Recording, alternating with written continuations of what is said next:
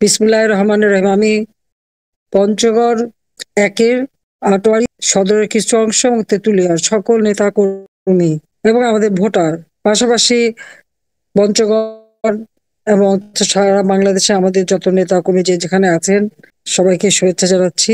আর সেই সাথে সাথে আমাদের ভোটার তাদেরকে আমরা বলবো যে বারবার তারা নির্বাচনে ভোট দিয়ে আওয়ামী লীগকে জয়যুক্ত করেছে বলেই আমরা সারা দেশে উন্নতি করতে পেরেছি।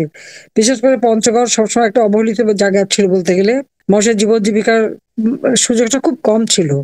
তো সেই জায়গাটায় আমি যখন বিরোধী দলে ছিলাম তখন আমি যাই তেঁতুলিয়াতে, থেকেছিও রাতে, এবং আমি একসময় বাংলা বাঁধ পর্যন্ত হেঁটে যাই।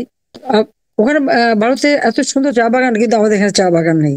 যাই হোক, আমার মাথায় ধারণা আসে এবং সেই চা বাগান করার জন্য উদ্যোগ নেই।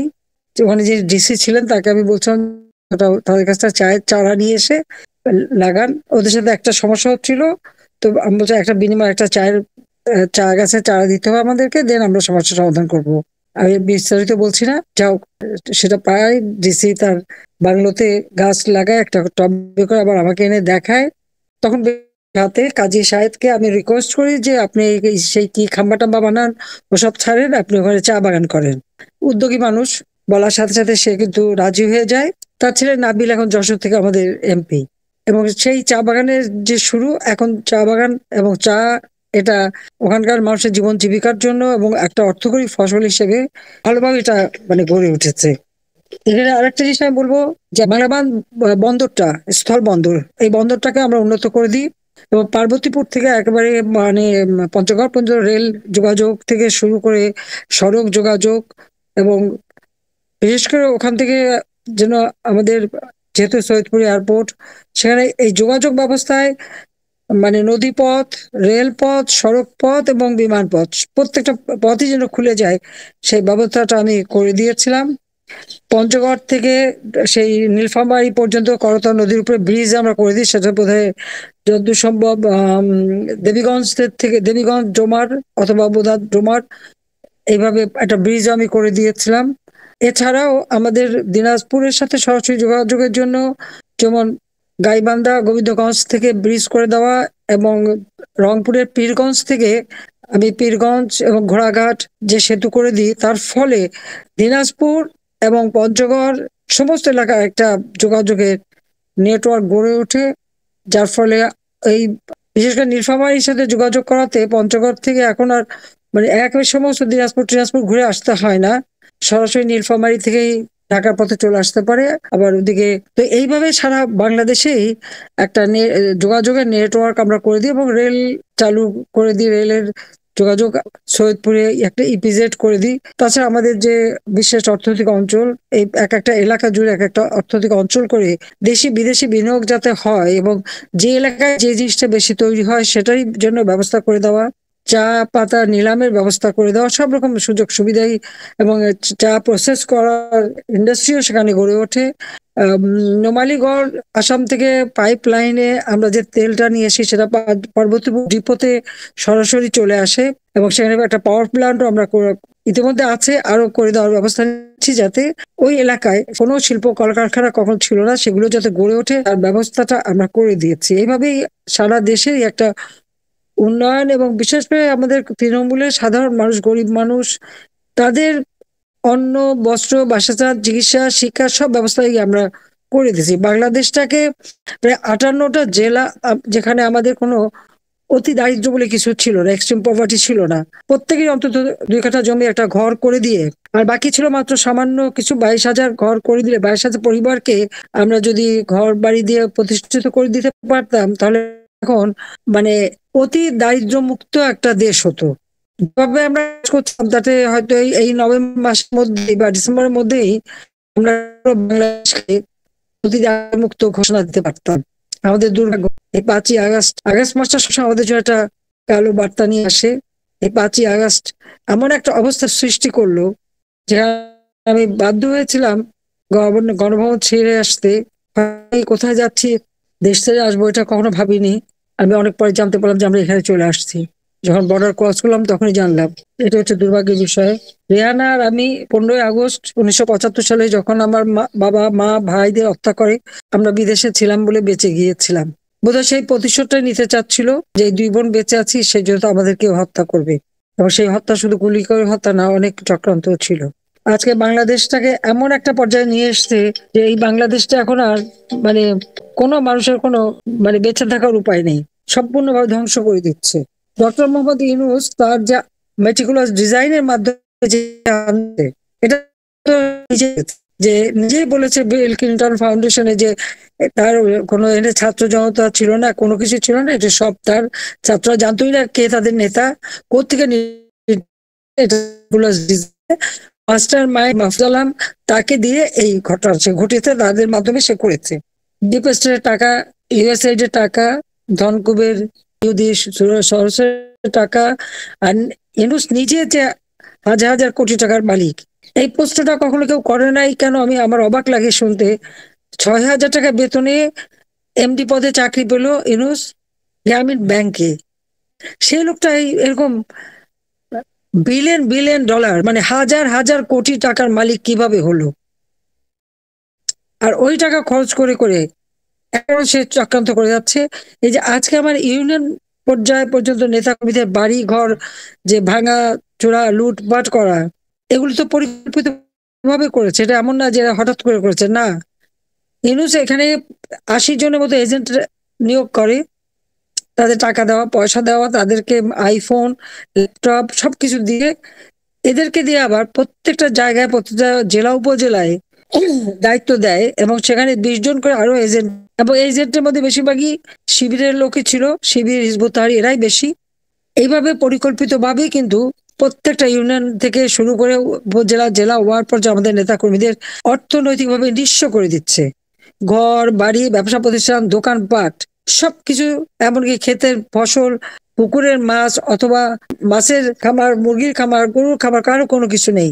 অর্থনৈতিক জীবনে তো হাত মারবেই, তাছাড়া অর্থনৈতিক ভাবে পঙ্গু করে দিচ্ছে। এবং কত বেয়াদব, চিন্তা করে দেখেন যে মা বাবার হামলা, তাদের গায়ে হাত তোলে, শিক্ষকদের গায়ে হাত তোলে। আর আইন আদালত বিচার তো বললে এদেশে নাই বলতে গেলে, নইলে অস্ত্র হাতে, চাপাতি, লাঠি, সোটা এগুলি নিয়ে, চাইনিজ স্কুল নিয়ে চিফ জাস্টিসের বাসা আক্রমণ, জজ সাহেবের বাসা আক্রমণ, অর্থাৎ উচ্চ আদালত থেকে শুরু করে একেবারে নিম্ন পর্যন্ত সব জায়গায় তারা হামলা চালিয়েছে। এটা বোধহয় কখনো এটা কেউ চিন্তাই করতে পারেনি। সে আপনি যেটা দেখবে, জজ কোর্ট বলেন, জেলা কোর্ট বলেন, সব জায়গায়, এবং উপর থেকে নিচে সব কটা জায়গায় তাদের হামলা। আর হত্যার তো কোনো সীমা নাই। আবু সাইদকে নাকি বুকে গুলি করে হত্যা করা হলো, আমার বিরুদ্ধে মামলা, হত্যা মামলা। আর আমি যে আবু সাইদ, মুগ্ধ বা আকরাম এরা মারা যাওয়ার পর আমি যে জুডিশিয়াল ইনকোয়ারি কমিশন গঠন করলাম, তাকে কাজ করতে দেয়নি। কেন দেয়নি তা জানেন?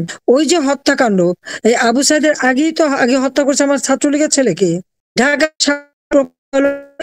ছাত্রলীগের ছেলেকে।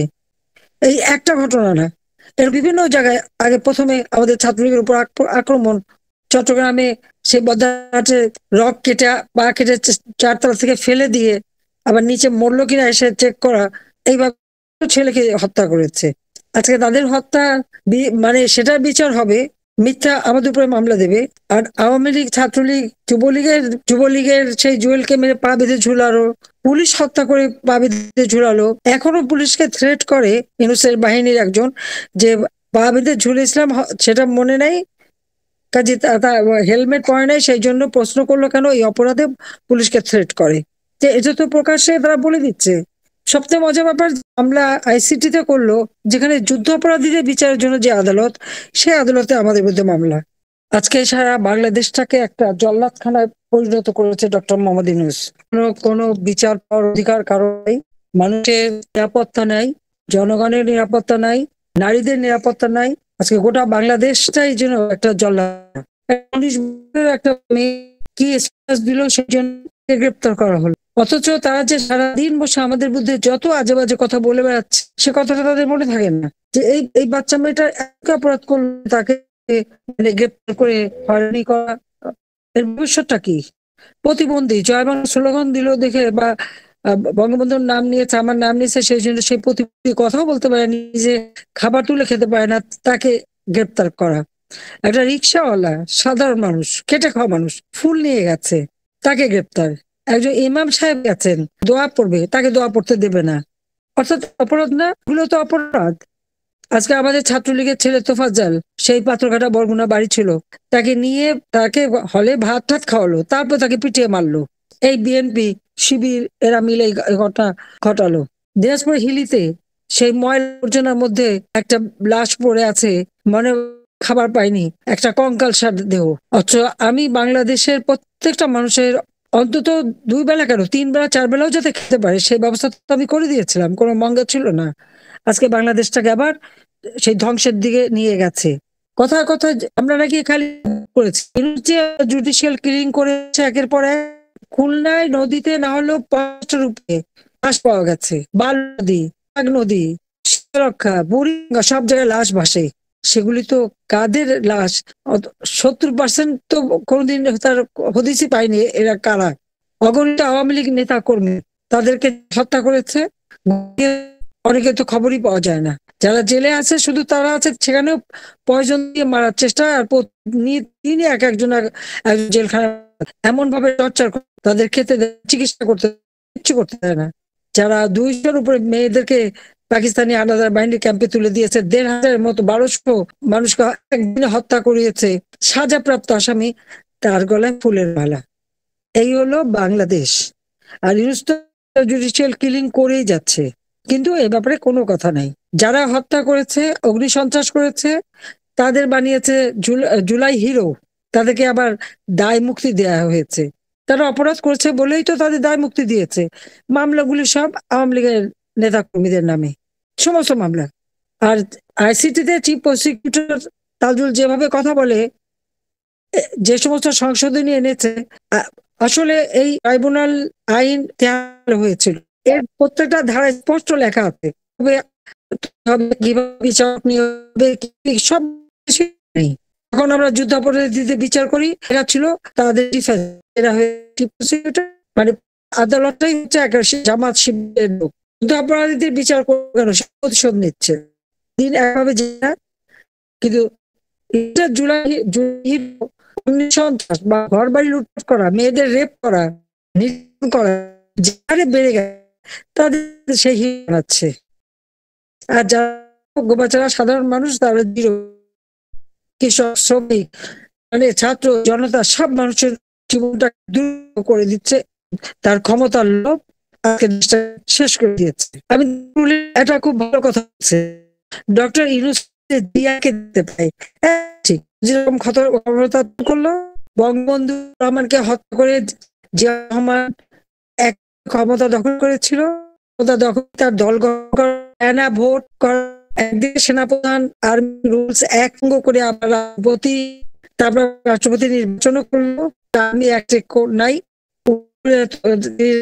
আর সেই সাথে জাতীয় সংসদ নির্বাচনের জন্য দল গঠন করে ফেলা, সেই দল গঠন করে সেই দলকে ভোট ক্ষমতা মেজরিটি এনে বৈধ করার চেষ্টা, সেই পদ্ধতি অনুসরণ করে যাচ্ছে। আজকে অবৈধভাবে কিছু আয় বাড়িয়ে আনি, মার্কিন ডলারে উন্নীত হয়েছিলাম। আসলে কোভিড আগে তো আমরা প্রায় 2,800 মার্কিন ডলার, 824 মার্কিন ডলারে, সেটা কিছুটা কমে যায়, কিন্তু 2,793 মার্কিন ডলার আমরা প্রবৃদ্ধি করি। আজকে সব কমে গেছে। বেড়েছে কি? নিত্য প্রয়োজনীয় জিনিস সব দাম বেড়ে গেছে, আর হলো দারিদ্র্যের হার। ক্রেডিট যে সে বাংলাদেশের দারিদ্র্যের হার বাড়তে পেরেছে, কারণ যত দরিদ্র হবে তত সুদের ব্যবসাটা আরো জমবে। এই জন্য মানুষের ভাগ ভালো চায় না। চাল কিনে দুবাই কোম্পানির কাছ থেকে, মোবাইল কোম্পানির কাছ থেকে চাল কিনে দুবাই চাল উৎপাদন করে, তা তো পাকিস্তান, ভারত, থাইল্যান্ড, চীন জায়গায় সেই চাল সরবরাহ করে। আসল কথা হচ্ছে এই চাল কাম করে যে অবৈধ অর্থ পাচার। আবু সাইদ মুগ্ধ সহ কোনো মানুষ আমি হত্যা করিনি, যাদের কাজ করবো তাদের করতে যাবো। আমার বাবা মায়ের হত্যাকারীদেরকে তো আমি বিচার করেছি, সাধারণ বিচার, স্পেশাল ট্রাইব্যুনাল। আজকে অস্ত্র যোগান, তাদের আবার ট্রেনিং দেওয়া, একটা দেশের ভিতরে বসে এরা যখন বলে যে ট্রেনিং করাতে হবে, কেন সেনাবাহিনীকে যখন চ্যালেঞ্জ দেয়, এটা তো দেশদ্রোহিতার সামিল, এদেরই তো বিচার হবে।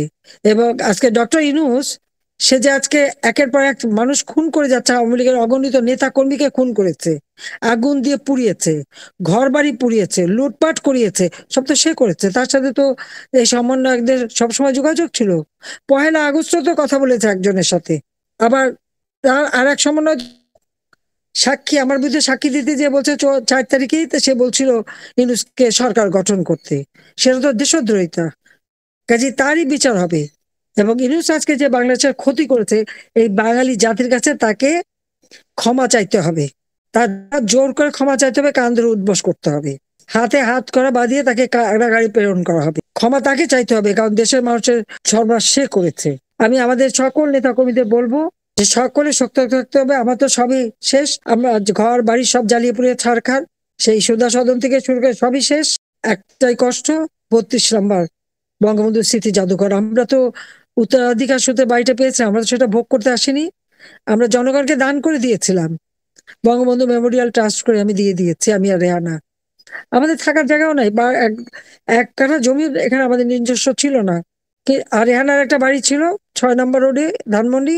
খালেদা জিয়া 2001-এ ক্ষমতা এসেই ওটা পুলিশের থানা বানালো, ওখানে আমাদের যারা ছিল তাদেরকে বের করে দিল, তাদের বিরুদ্ধে উল্টা মামলা দিল, ওটা দখল করে পুলিশের থানা করলো। তো রেহানা বলছে পুলিশের থানা যখন করেছে, আর পুলিশ তো মানুষের সেবা করে, ঠিক আছে, আদালতের রায়ে কিন্তু রেহানা তার মালিকানা পেয়ে গেছিল। তারপরে বললো যে ঠিক আছে আমি বাড়িটা লিখে দিয়ে দেবো। ও তা কিন্তু থানায় লিখে দিয়ে দিয়েছে। আর আজকে 32 নম্বর আগুন দেওয়া যুব দলের এক নেতা, তার নাম কি রোমান হাওলাদার, সে আগুন জ্বালাচ্ছে। আর ওই বাড়ি ভাঙার পরে স্লোগান দিচ্ছে তারেকরে কথা দিয়েছিল, কাজী 32 নম্বর দখল করেছে। কেন? সেনাবাহিনীর সম্পত্তি দখল করে বসেছিল খালেদা জিয়া। সে কিন্তু গুলশানে ওই 1981 সালে জিয়া মরার পর তাকে একটা বাড়ি দেওয়া হয়, যে ক্যান্টনমেন্টের বাড়ি সে ছেড়ে দেবে।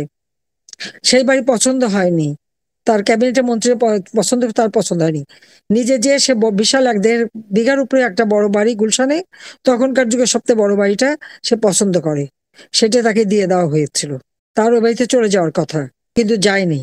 যেভাবে হোক এরশাদকে ভয়ভীতি রেখে জিয়ার হত্যাকে বলবে, এই কথা বলে তাকে দিয়ে লেখিয়ে নেয়। এরপর মামলা হয়, সে মামলায় খালেদা জিয়া হেরে যায়, তখন তাকে ওই বাড়ি ছেড়ে চলে যেতে হয়। আজকে তারেক জিয়া বলে যে তার মাকে ওই বাড়িতে দেওয়া হয়েছে। অন্যের জায়গা দখল করে বসে থাকা, আর ওই বাড়ির সাথে পাশে আর একটা গার্ড হাউস, সৈনিক ব্যারাক, সবই তো দখল করা ছিল। সেটা লজ্জা হয় না যে অন্যের সম্পত্তি দখল করে বসে থাকা?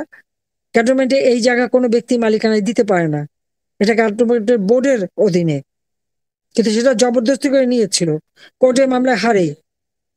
আর সে দোষটা হয়ে গেল যে আমরা নাকি বের করে দিয়েছি। বরং আমি ক্যান্টনমেন্টে গিয়েছিলাম হুমায়ুন আজাদকে দেখতে, আমাকে আমার গাড়ি ঢুকতে দেবে না, মইনুল রোডের সামনে দিয়ে গাড়ি যেতে পারবে না, ওখানে খালেদা জিয়া বসবাস করেন। সামনে দিয়েও না, পাশ মেইন রোড দিয়ে যাবে, তারপর মইনুল রোড তো ভিতরের দিকে, ওখানে যাওয়া যাবে না। আমি গাড়ি রেখে 4 কিলোমিটার পায়ে হেঁটে চলে গেলাম। তা আমি ক্যান্টনমেন্টে হাঁটলাম কেন? আমার বিরুদ্ধে মামলা। আমি, আমার পার্টির সেক্রেটারি জলিল সাহেব, আমার সাথে বেবি মওদুদ ছিল, আমাদের সবার, ওবায়দুল কাদের থেকে সবার বিরুদ্ধে মামলা দিল। ক্যান্টনমেন্টে আমরা হাঁটলাম কেন? আমি হাঁটার জন্য যদি মামলা দিয়ে থাকে, তো সে বসবাস করবে কিভাবে? কারো তাকে উৎখাত করা হবে না? আর আমাদের করতে হয়নি, নিজেই মামলা করে হেরে, যে ওই ইউনূসের মতো, যেমন ইউনূস গ্রামীণ ব্যাংকের এমডি পদের জন্য মামলা করে হেরে গেল, ঠিক খালেদা জিয়াও তাই। তো ফখরুল সাহেব যদি হন জিয়ার প্রতিচ্ছবি দেখে, ভাগ্যিস খালেদা জিয়ার প্রতিচ্ছবি দেখে নাই। তো যাক, আমি আর সময় না নিয়ে এটুকু বলবো যে আমরা তো সব হারিয়েছি, হারাবার কিছু নেই, কিন্তু বাংলাদেশের মানুষ কষ্ট পাচ্ছে। তাদের এই কষ্ট দূর করবার জন্য এই দুঃশাসনের হাত থেকে রক্ষা করতে হবে। ইউনূসের মতো একটা জঘন্য মানুষ, যুদ্ধাপরাধী, সন্ত্রাসী, জঙ্গি, এদের হাত থেকে দেশকে রক্ষা করতে হবে। জনগণ আমাদের সাথে আছে। আজকে এখানে সংখ্যালঘু সম্প্রদায়ের উপরে যে অত্যাচার, নির্যাতন, সেখানে হিন্দু, বৌদ্ধ, খ্রিস্টান, মুসলমান কেউ তো রেহাই পাচ্ছে না। কাদিয়ানীদের প্রায় 268টা 85টা ঘর পুড়িয়ে দিয়েছে। কেন? বিচার করবে তো আল্লাহ রাব্বুল আলামিন। আল্লাহ কি এদের উপরে ওহী নাজিল করছে যে তুমি বিচার করে দাও যে কে মুসলমান কে মুসলমান না? বান্দা বলবে। আল্লাহ তো সেই অধিকার আমাদের কাউকে দেয়নি। যারা এই কথা বলতে চায় তারা তো খোদার উপর খোদগারি করে। তারা আল্লাহ রসুলও মানে না। আমরা তো আল্লাহ রসুল মানি। আমরা আল্লাহ রসুল মানি বলেই খোদার সৃষ্টি সবাইকে আমরা সম্মান করি।